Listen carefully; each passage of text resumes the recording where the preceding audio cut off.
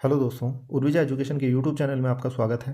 राजस्थान की कला एवं संस्कृति को कंटिन्यू करते हुए आज का हमारा विषय है राजस्थान के आभूषण व लोकवाद्य। तो दोस्तों, बिना किसी देरी के शुरू करते हैं। पहला क्वेश्चन, कंधोरा, दमना और तकमा निम्नलिखित में से किससे संबंधित है?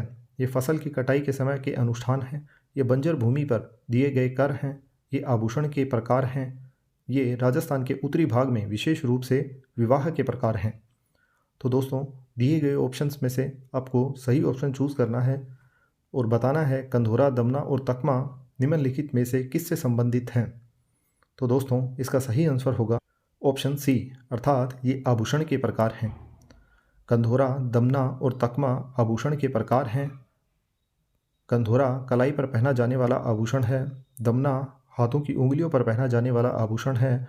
तकमा कंधे पर और नेवरी एडी में पहना जाने वाला आभूषण है। दोस्तों, दिए गए आभूषण काफ़ी इंपॉर्टेंट है, एग्ज़ाम्स में बार बार पूछे गए हैं। आप ध्यान से देखें, इन्हें नोट डाउन करें या बार बार पढ़ें। काफ़ी इंपॉर्टेंट है, क्वेश्चन आने की संभावना बनी रहती है इनसे। नेक्स्ट क्वेश्चन, राजस्थानी वेशभूषा में वर वधू गठबंधन का वस्त्र क्या कहलाता है? दौड़, धटी, ताखी या पटनी? जो वर और वधू या दूल्हा और दुल्हन होते हैं, उनके द्वारा जो वस्त्र पहने जाते हैं उन्हें राजस्थानी वेशभूषा में क्या कहा जाता है? दौड़, धटी, ताकी या पटनी? तो दोस्तों, इसका सही आंसर होगा ऑप्शन बी, अर्थात धटी। राजस्थानी वेशभूषा में दूल्हा और दुल्हन की पोशाक को धटी या धती कहा जाता है। दोस्तों, ताकी एक प्रकार का कपड़ा होता है जिसका उपयोग बच्चों के सिर को ढकने के लिए किया जाता है। यह भी आप ध्यान में रखें, पूछा जाता है एग्जाम में। नेक्स्ट क्वेश्चन, निम्न में से किस नृत्य का प्रमुख वाद्य यंत्र नगाड़ा होता है? गैर नृत्य, ढोल नृत्य, गीदड़ नृत्य, अग्नि नृत्य? दोस्तों, आपको बताना है कि कौन सा नृत्य करते हुए नगाड़ा वाद्य यंत्र का प्रयोग किया जाता है। तो दोस्तों, इसका सही आंसर होगा ऑप्शन सी, अर्थात गीदड़ नृत्य। गीदड़ नृत्य करते हुए नगाड़ा वाद्य यंत्र का उपयोग किया जाता है। नेक्स्ट क्वेश्चन, थमन्यो, थेड्यो, आड़, ठूसी नामक आभूषण महिलाओं द्वारा कहाँ धारण किए जाते हैं? सिर में, कंठ में, हाथ में, कमर में? थमन्यो, थेड्यो, आड़, ठूसी नामक आभूषण महिलाओं द्वारा शरीर के कौन से अंग पर धारण किए जाते हैं? दोस्तों, आपको बताना है। तो इसका सही आंसर होगा ऑप्शन बी, अर्थात कंठ में या गले में। थमन्यो, थेड्यो, आड़, ठूसी नामक आभूषण महिलाओं द्वारा गले में धारण किए जाते हैं। ध्यान में रखें दोस्तों, इंपॉर्टेंट क्वेश्चन है। नेक्स्ट क्वेश्चन, बारी आभूषण शरीर के किस अंग पर पहना जाता है? गले में, नाक में, कानों में, कलाई में? दोस्तों, आपको बताना है कि बारी आभूषण शरीर के किस अंग में पहना जाता है। तो दोस्तों, इसका सही आंसर होगा ऑप्शन बी, अर्थात नाक में। बारी आभूषण नाक में पहना जाता है। इसके अलावा राजस्थान की महिलाओं द्वारा कमर पर करधनी, कंकटी और कोंडूर नामक आभूषण पहने जाते हैं। टोटी नामक आभूषण कानों में पहना जाता है। गोखरू आभूषण हाथ में पहना जाता है। लालार आभूषण गले में पहना जाता है। दोस्तों, ये याद रखें, ये एग्ज़ाम्स में बार बार पूछे गए हैं, आगे भी पूछे जाने की संभावना रहती है इनकी, इसलिए इन्हें नोट डाउन कर सकते हो आप। ये इन्हें बार बार पढ़िए कि ये रटे जाएँ अच्छे से आपको। नेक्स्ट क्वेश्चन, दोस्तों, लोकवाद्य यंत्र दिए गए हैं, इन्हें आपको सुमिलित करना है और बताना है कौन सा सही सुमिलित नहीं है। अर्थात नाद दिया गया है तत्वाद्य, रावण हत्ता दिया गया है सुशिर वाद्य, मंजीरा दिया गया है घन वाद्य। तो इनमें कौन सा सुमिलित होगा और कौन सा नहीं होगा, आपको बताना है दोस्तों। दिए गए ऑप्शन में से चूज़ करना है। तो दोस्तों, इसके लिए मैं आपको 2 सेकंड का समय देता हूँ, आप सोचिए।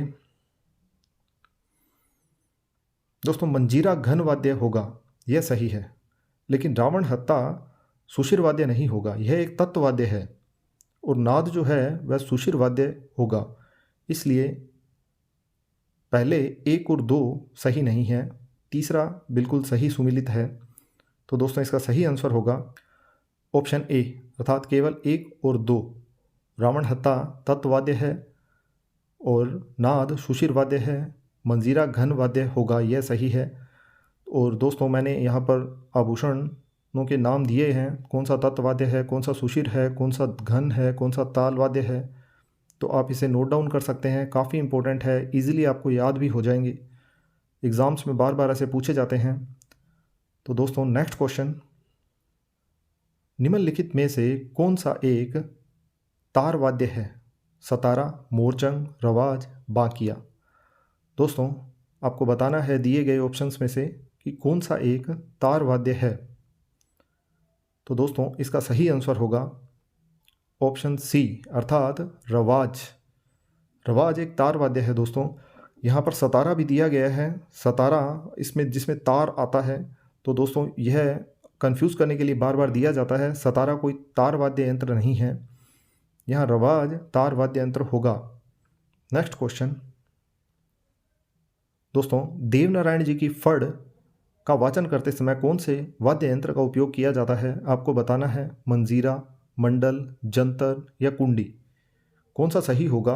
देवनारायण जी की फड़ का गायन या वाचन करते समय किस वाद्य यंत्र का उपयोग किया जाता है दोस्तों? आपको बताना है। तो इसका सही आंसर होगा ऑप्शन सी अर्थात जंतर।